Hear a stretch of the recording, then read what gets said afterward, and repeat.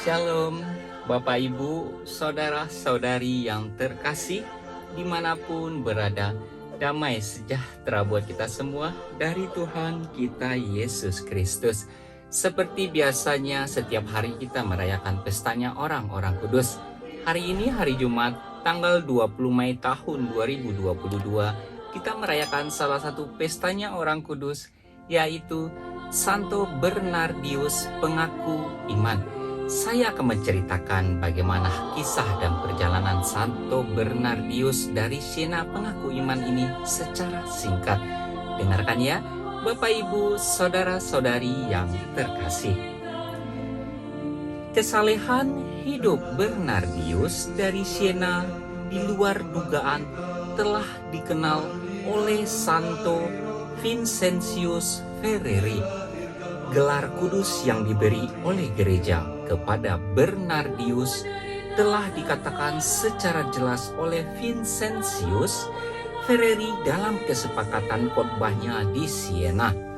Dalam khotbahnya di Siena, Vincentius Ferreri secara tiba-tiba mengatakan kepada para pendengarnya, "Saudara-saudara, di antara kalian yang sekarang hadir di sini, terdapat seorang saudara kita yang nanti akan menjadi pengkhotbah besar dan akan dihormati oleh gereja sebagai orang kudus.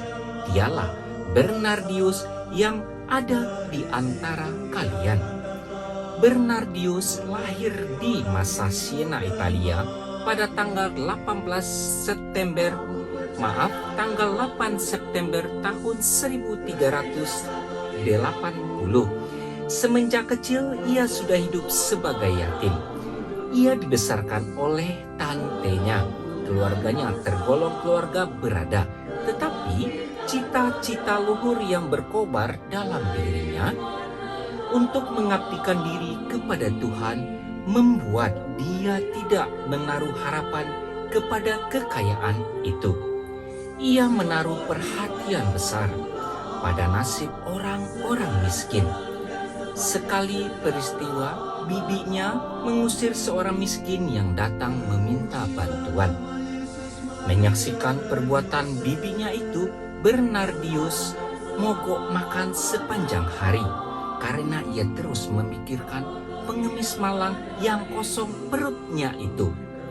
Bernardius kemudian belajar hukum gereja dan hukum negara.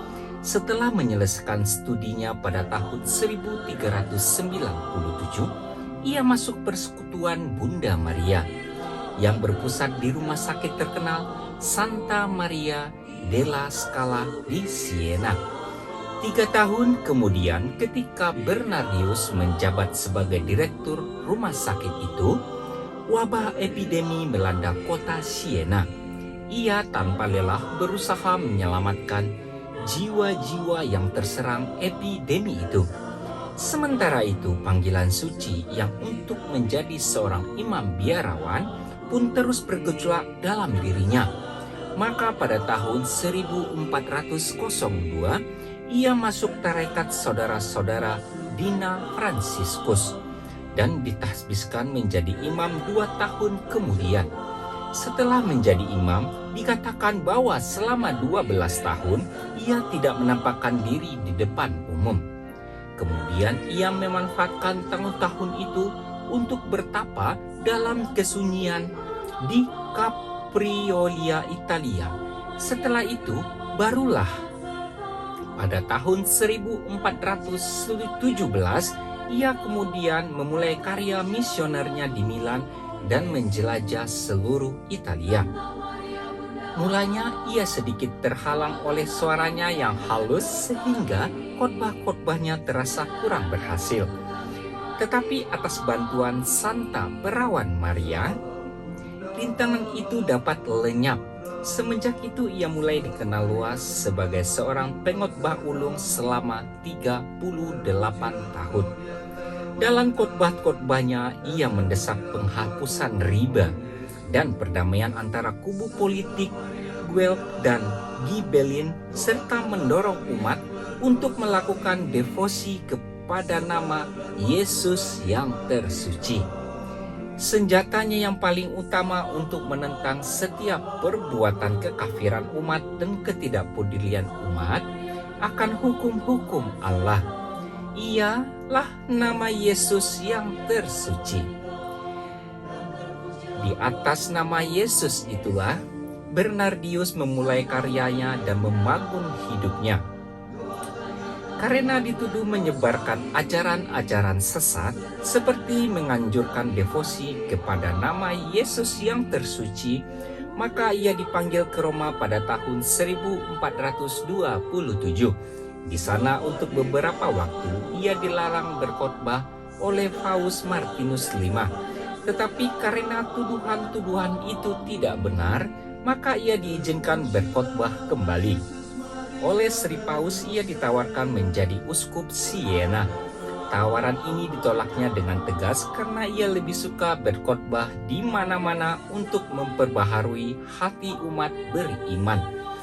Di kemudian hari devosinya kepada nama Yesus yang tersuci direstui oleh gereja dan dirayakan secara khusus dalam liturgi gereja. Setelah berkarya selama bertahun-tahun, ia meninggal dunia pada tanggal 20 Mei tahun 1444 di Aquila, Italia. Karena karya pewartaannya sangat berhasil, ia dijuluki Rasul Italia. Bapak, Ibu, saudara-saudari yang terkasih, begitulah cerita singkat tentang Santo Bernardius dari Siena, pengaku iman yang kita rayakan pestanya pada hari ini.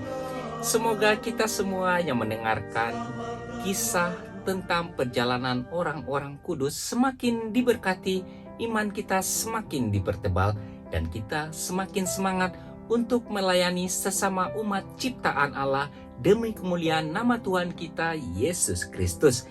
Selanjutnya kita akan melanjutkan mendengarkan bacaan liturgi dan renungan harian Katolik hari ini. Sebelum kita melanjutkannya, marilah kita persiapkan hati kita untuk memohon berkat dan menerima berkat dari Tuhan kita Yesus Kristus.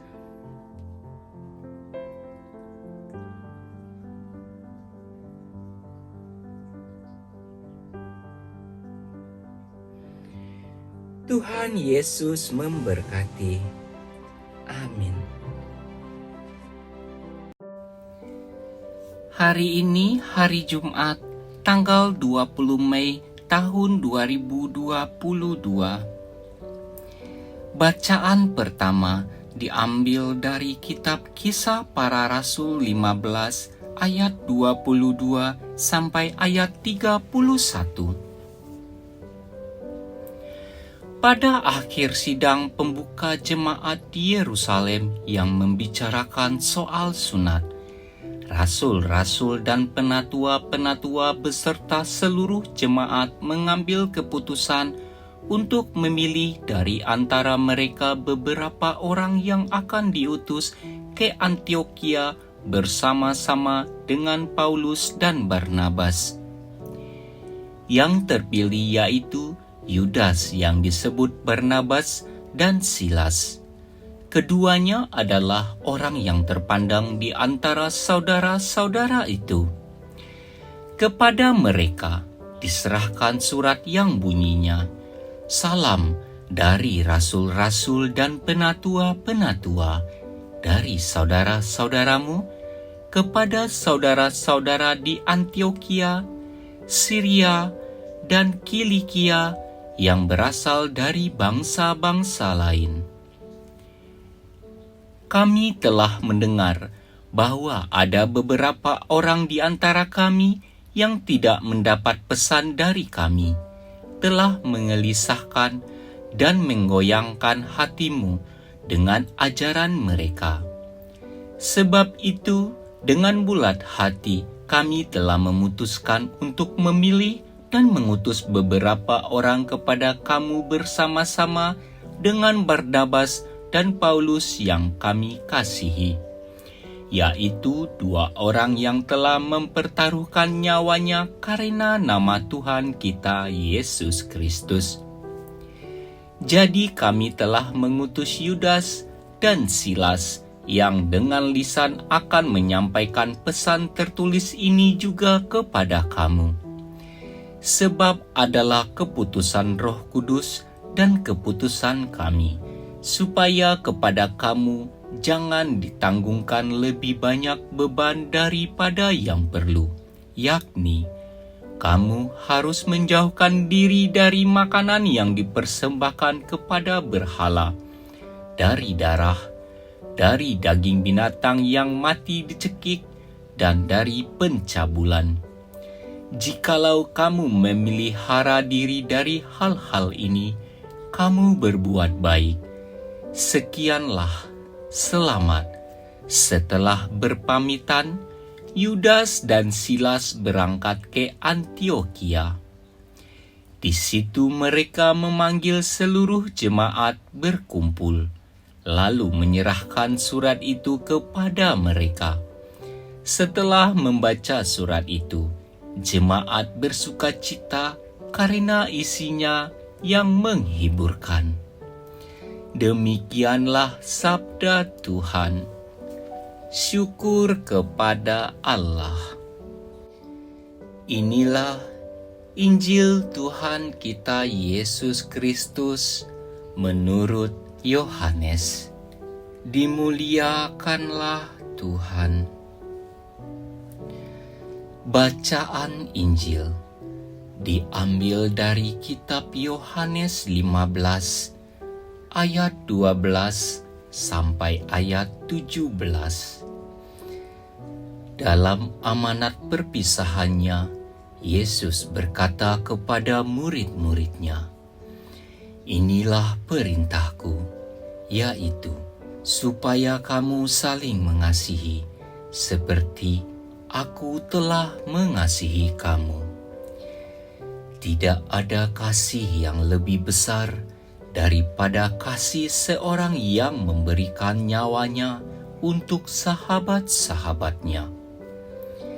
Kamu adalah sahabatku, jikalau kamu berbuat apa yang kuperintahkan kepadamu.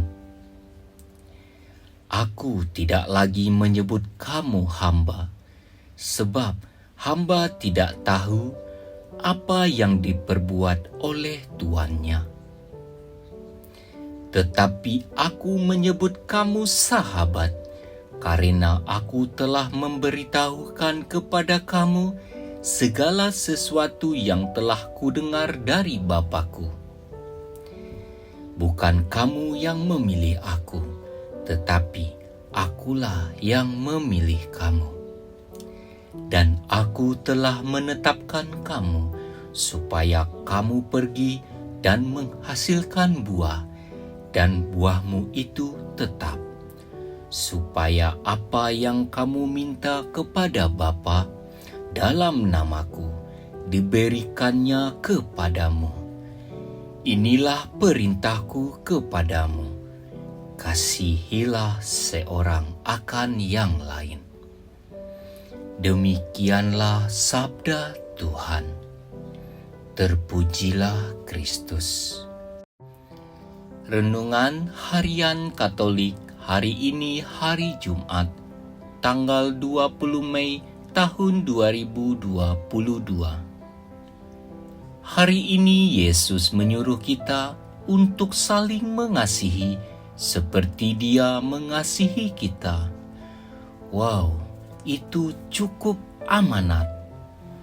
Apakah Yesus menyuruh kita untuk memberikan segalanya seperti yang Dia lakukan? Yesus sangat mengasihi kita sehingga Dia rela mati untuk kita. Sungguh karunia yang luar biasa yang Dia berikan kepada kita. Semoga demikian. Amin.